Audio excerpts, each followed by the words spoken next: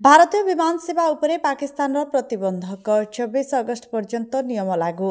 Pakistan airport authority भारतीय aerospace उपरे प्रतिबंधक लगाई। भारतीय एयरस्पेस उपरे अगस्त 24 तारिख पर्यंत प्रतिबंधक लागू घोषणा करिछि पीएए। भारतीय विमान समस्त उड़ान सेवा उपरे प्रतिबंधक लगाइबा सहित साधारण नागरिक एवं सैन्य मानक पई मध्य प्रतिबंधक लागू करा जाइछि। ए प्रतिबंधक जुलाई 18 तारिख शुक्रवार दिन 3:50 ठारू 24 अगस्त रविवार सकाळ 5:19 पर्यंत लागू रहिब। आपण मानकु कहि रखुछि जे पहलगाम आतंकवादी आक्रमण परठारु उभय देश परस्पर एयरस्पेस उपरे प्रतिबंधक लगाइछन्ति। एपटे भारत मध्य पाकिस्तान विमान उड़ान उपरे प्रतिबंधक लगाइछि। जहाज सेवा को भारत मध्य 24 जुलाई पर्यंत बंद कर दैछि।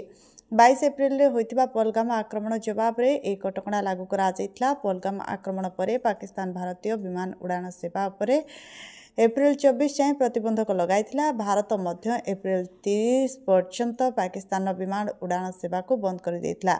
ए समय परठारु दुई देश मध्य रे एयरस्पेस बंद रहिछि। अनपटे 22 एप्रिल रे पहलगाम आतंकवादी आक्रमण परे भारतीय सशस्त्र बाहिनी ऑपरेशन सिंदूर आरंभ करथिले। ए अभियान माध्यम रे मे 6 एवं 7 राति काश्मीर रे होइतिबा 9टी आतंकवादी अड्डा उपरे आक्रमण करथिला। ए परिस्थिति परठारु उभय देश मध्य उत्तेजना परिस्थिति सृष्टि होइथिला।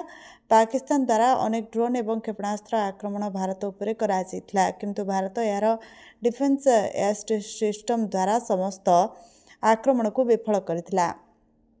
वर्तमान पारस्परिक चुक्ति पर भारत और पाकिस्तान मध्य युद्धविरति परिस्थिति रही। Report news alert 24x7।